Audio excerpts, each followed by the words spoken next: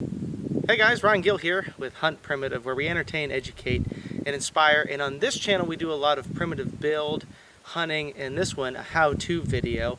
So hang with us because we're going to learn some really good techniques about the flintlock rifle and how to successfully hunt with it. And then of course, once I'm done talking to you about how I'm very successful in making the flintlock reliable, I'm going to take you out and we're going to do some hunts with the flintlock. So stick with us to the end of the video.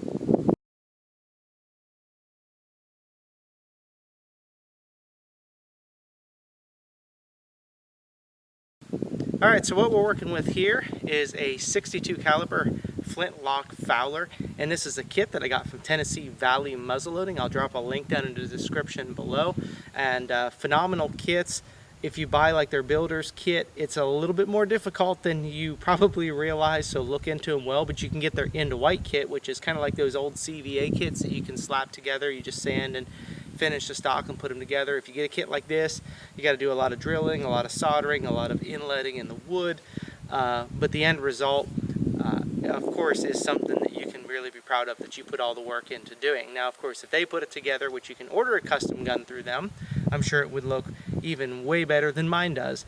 But I've got some building experience, so I think I did a pretty good job on this, and I tell you what, it is accurate as can be. So definitely make sure you check out Tennessee Valley Muzzleloading. Again, the link is down in the description. Now, one thing I love about this gun, like I said, it's a 62 caliber, which is a 20 gauge, essentially, smoothbore. So it's essentially a 20 gauge shotgun, but we can load it with a round ball. There's no choke in this at all. It's completely smooth bored, and then we can put a patched round ball in this, or shoot an unpatched round ball, or shot. So we could quite literally load this up, go shoot quail with shot in the morning, then swab the gun out, load it with a round ball, and go shoot a moose. You can shoot everything with this one single gun. So I'm going to walk you through how I load it, a little bit of the cleaning process, not a whole lot, because I've had this gun now for almost 2 years, and I've killed 3 turkeys, 2 deer, and I think 3 wild hogs. And I don't even hunt with it that much because I like to hunt with the primitive bow and arrow, and also the atlatl. If you know anything about me at all, you know that that's where my heart really lives. But I absolutely love this flintlock, and for good reason. It's a ton of fun. But it seems like every time I bring this thing out, I always put meat on the table. So let's get to the loading process, and it's going to be a little bit of a detailed video, so hang with me. I want to give real solid information. If you're looking for a short how-to on to shoot a flintlock, it's probably not it. I'm going to walk you through everything that I've learned in the last 2 years. Alright, so I want to talk just a second about the bag, and this is actually a coon that I tanned myself. I actually shot it with a primitive bow and arrow, but I wanted to show you a little bit about it because not only does it make it for a great muzzle-loading bag, but I have these little cordage wraps that I've tied, and this is my powder measure, and this is actually a piece of pronghorn antelope horn, but you can use deer antler. I mean, you can even use a metal measure. I don't care. It doesn't matter to me what you use, but it's pre-cut and measured to 80 grains. And so I used a metal measure, and I essentially poured it down inside the hollow piece of a pronghorn antelope horn and marked where it came, and I cut it off and sanded it smooth. And the important thing is that it's on a primitive cordage, and it reaches my gun, so I can dump it in here. Now if I'm in a rush, this is where it comes really important, is I can drop this and I'm not going to lose it, and we'll explain a little bit more about that later. And then I've also got this speed board, which I don't use a lot of, but this is just an easy way for me to load, and these are 595, so .595 round balls with a 15 thousandths patch. And the first time that I load this gun, what I am shooting is 2FG powder, black powder, real black powder. You don't want the Pyrodex stuff, and 80 grains. And I'm going to fill this up. Now, of course, what you want is you want your gun clean when you first start. So you don't want a bunch of oils in there, stuff that's going to foul your powder. So what I do is I swab the barrel out if it's been sitting for a while. If I've gone and I've cleaned the whole gun, I'm going to use a solvent. I'm going to swab the gun out, and I'm going to run some dry patches down to make sure this gun is completely dry. Then, once it's all completely dry, I'm going to take 80 grains of 2FG, and we're going to put it in there. And then I'll take my speed board that I have here, which I don't always use this, but I'm going to explain why I'm using this right now in a few minutes. Okay, so hang with me, and I'm going to line that up. And again, this is a 595 ball with a 15 thousandths patch, and I get it started, drop the speed board, it's tethered as well, and then I can just shove this right down the gun. Now, one thing I want you to keep in mind, when I first got this gun, and I was shooting a 595 round ball that was patched, I could literally shoot this round over and over, probably 10 times without ever having to clean or swab the gun. But over time, as the barrel has begun to season, and I cleaned this gun really, really well, but the barrel is inevitably going to tighten up on its tolerances ever so slightly, because you might get a little bit of surface rust on the inside, you might get some black powder burnt residue, and essentially your barrel is going to get a little bit tighter. So when I first got this gun, I would have told you I can shoot this thing over and over and over and over again with the 595 ball that's patched and not have any trouble with it, and you probably will too. Also keep in mind that when you get a gun like this, the tolerances between each barrel are probably slightly different. So my suggestion would be to get a wide range of different balls. Get a 595 box of balls, and also get like 600s, a 6/10ths, that kind of thing. Try what all these different types and see what works best for your gun in particular. It's really good to have a variety and figure out what works best. And 80 grains of 2FG and a 595 patch ball works really good in mine. Now, when it comes to priming the pan, always make sure, and on this side, because I don't want to grab it accidentally if I'm in a rush, so on this side, that's why it takes me a second to get a hold of it, is a flash hole prick, and I always make sure that's clear. If you're going out hunting, take 2 seconds, don't be lazy, and take a little prick and make sure that the flash hole is clear. And I also prime with the 2FG powder, and that's for 2 reasons. This is really important, and I know a lot of people prime with 3F or 4F, but I live down here in Florida, and anywhere in the southeast, quite honestly, and sometimes the northeast, it's extremely humid. And I have found personally that the 2F absorbs moisture much less fast than 3 or 4F. And so now we're cocked and ready to go. The flint is it's actually wrapped in lead. I may show something about that later. So I don't use a leather wrap on the flint. I use a lead wrap, and that way I can really squish it down tight and it's not going to walk around on me. And I recommend either an English flint, or if you're using American flint, I actually prefer an Edwards chert. And that's what this one is. It's a raw Edwards chert from Texas, and I get phenomenal spark from it. But in any event, you don't want to fill your pan up completely full. You just want it mostly full.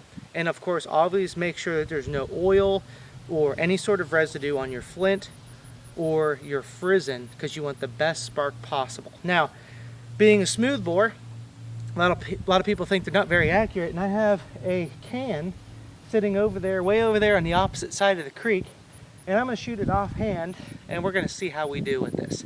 And then we're going to meet you right back here, because I'm going to tell you what I do after I take a shot, and I need to take another one.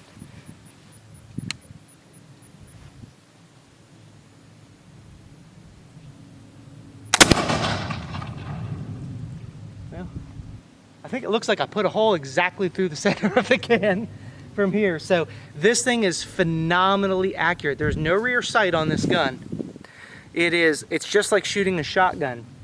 So I'm out here about 35 yards, and offhand, the gun went off immediately, even shooting that 2F in the pan. Now, what's really important, if I need to make a really fast second shot, how I load this is going to be so different than how I would if I'm just going to clean the gun and I'm going to go hunt again. So say for instance, I shot a deer, the deer dropped right there, I hit it right on the shoulder and dumped it right there.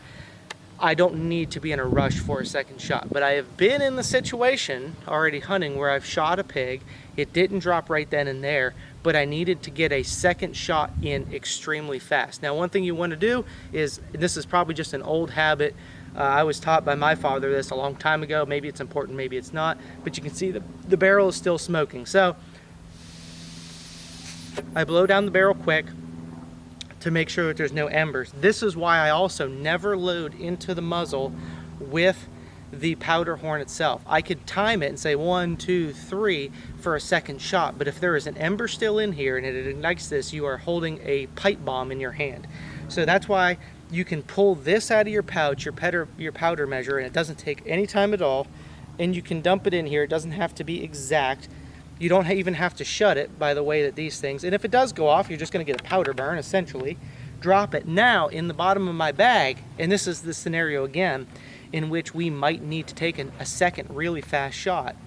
The first shot we had was a 595's patch ball. This is a 610 ball, and it is going to be unpatched. Now when I first did this, it fit just a little bit loose before my barrel was seasoned, and like I said, I could keep loading 595s. That's why I could take that speed board, put it up, and just load another one. It's already got a patch wrapped around it and everything. Nowadays, if I do this, it's a little tight, and I can have to force it down, and I don't want to have to do that. But for the example, say that I've got a spine shot deer or pig or something over there right now, I can reach down in the bottom of my bag. They're free floating. I reach down, grab a ball, and mine is a 6/10, and I can drop it, and it actually didn't even go down the barrel. It's just tight enough. You probably can't see it because of the sun, but it's got just enough tolerance that it's just strong enough to hold. It's not going to roll back out. So that's really important. Now, of course, if I'm going to take a really fast recovery shot, I don't need to worry about wiping the pan out, but I'll explain more about that in another second. So again, this all would have happened in much less than a minute, and I could easily take another second follow-up shot without ever having to patch a ball. Just measure the powder. It doesn't even have to be exact. Dump it in, cram the 610 ball down, prime the pan, and go. Now that all being said, if you have dropped the animal right there and you have plenty of time, there's no rush to reload the gun, I personally recommend, and this is something that's super important, because burnt black powder absorbs moisture like crazy. So if I have to do a fast shot, it's not a problem to just pour the powder in and go, but especially early in the morning or late in the evening when you have some dew setting in, you can run into some problems with the powder actually gumming up and not going off, especially in the pan. So what I do, and of course this isn't terribly primitive, but I've got a little Ziploc here to hold some stuff. I should have a little leather bag, but I don't. Been using this long enough, so it just is what it is. I keep a wire brush in here, and I don't need to completely clean the gun, but say I'm not done hunting for the rest of the day. Say maybe I made a miss and I did not get the animal, but I'm gonna hunt the rest of the day. Or say, you know, hey, it's still early in the morning. Say, hey, you just got out at 7 o'clock in the morning, just broke daylight, a doe came by and you shot her, and you're gonna hang around to see if you can get another one or a buck. What I wanna do is I wanna just run this wire brush down ever so slightly, and then, hang with me a second here, unscrew that. Then we wanna take our jag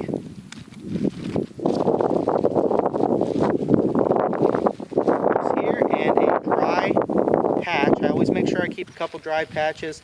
It doesn't even have to be necessarily, it wouldn't hurt to run solvent, but I don't carry solvent with me in the woods. So this is all I have to do if I am going to just reload the gun, because it's fine, it won't foul on me that fast. But obviously the cleaner your gun is, the faster and more reliable it's going to be to go off. Now you got to be careful because it's going to get a little bit tight, so work it in. You can see the difference of running a dry patch versus a lubed patch, and you can carry lubed patches with you. I just typically don't. So, alright, so now once we have the barrel kind of cleaned out, whether you run a bore scraper down or wire brush, whatever, swab it out. It doesn't hurt to carry a couple either lubricated or solvent soaked patches that you can run through. Depends again on the tightness of your barrel. Everything's going to be slightly different. But in any event, I swab it out because you want to take all the moisture out, or you don't have to take every bit of the burnt powder out, but if you take a good swab out, it's going to lessen the chance of it absorbing moisture.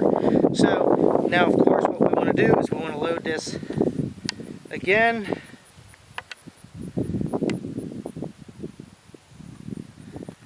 And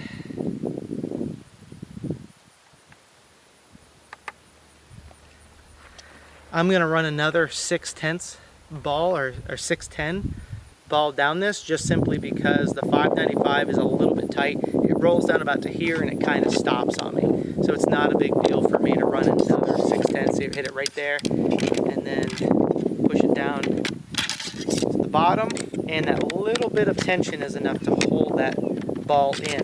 Now, one thing I want to kind of point out here in 1 second before I reload it and shoot it the last time on the can that's now laying on the side of the bank is we have to clean out the pan.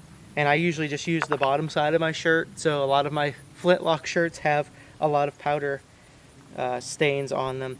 And the bottom of the frizzen, we want to clean that really well, because any of this black powder residue over time, not at first, when you reload or re-prime this pan, it's going to absorb moisture. So a good practice is, once you have re-primed the pan and closed it, if you need to take an initial shot, it's fine, it's ready to go. Now, if this is already your second shot for the day or more, prime the pan, kind of get to where you're gonna get, but on the way, 10 minutes from now, open your frizzen up and check and see if the powder still rolls around. If it does, you're still fine. If it's gunked into place or starting to turn to sludge, get rid of it, wipe the pan out some more, because that's super, super important. You always want your gun to be clean. And then, of course, I forgot to run the flash hole prick. Always do that every single time. It's worth the 2 seconds of your life. So if you eliminate the moisture, you eliminate the possibility of a plugged flash hole, then I can hunt with this unpatched 610 ball the rest of the day. Again, I'll check this maybe, once in every 10-15 minutes, the first few times, to make sure it's not gunked up. I can hunt with this the rest of the day, and I'm confident that it's going to go off again. And we did that in a hunt coming up. The first hunt we're going to watch is my buddy Vaston Hall is carrying my gun around, and he goes and we do a little spot and stalk on some small pigs that are around and doing some pig control. He's got a ranch down here in South Florida. Got a lot of pigs on it, and they definitely need to be kept in check. So he's doing a little sneak up and he shoots a little pig. Then I reload this gun with an unpatched 610 ball, and we hunted for probably another 2 hours, and then right at dusk some pigs come by and we drop the hammer on another one.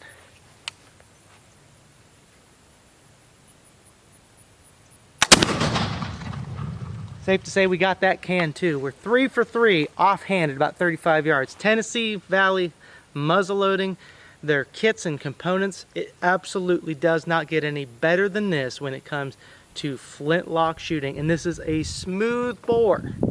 Everybody says that a smooth bore cannot be accurate. That is phenomenally accurate. And for people that say that he's lying, he can't hit cans at 30, 40 yards offhand every time, I've seen it. I just did 3 for 3 right there.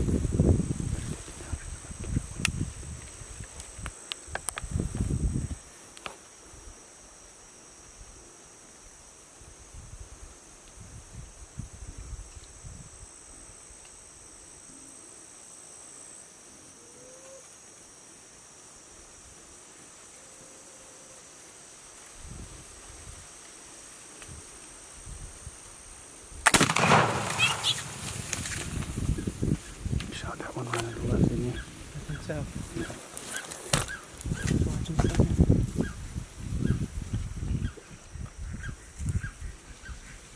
Did you just go down? Yep.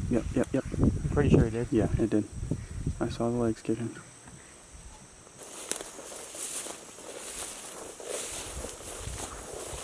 Perfect.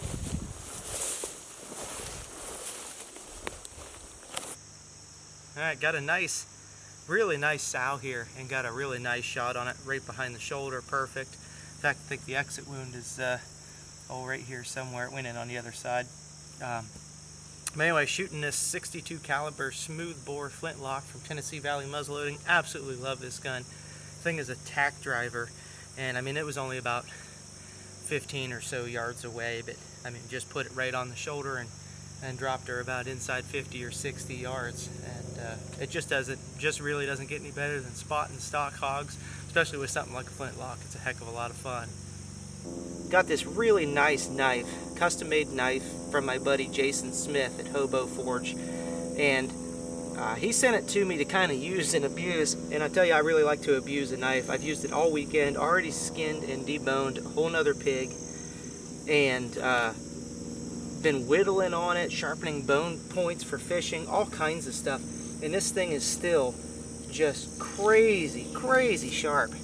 I mean, just splits it. I haven't even sharpened it all weekend since I've been here. So, again, that's Hobo Forge on Instagram. Check it out. It's well worth it. Incredibly strong blade and incredibly sharp piece. So, and it's not incredibly expensive either. Great knife.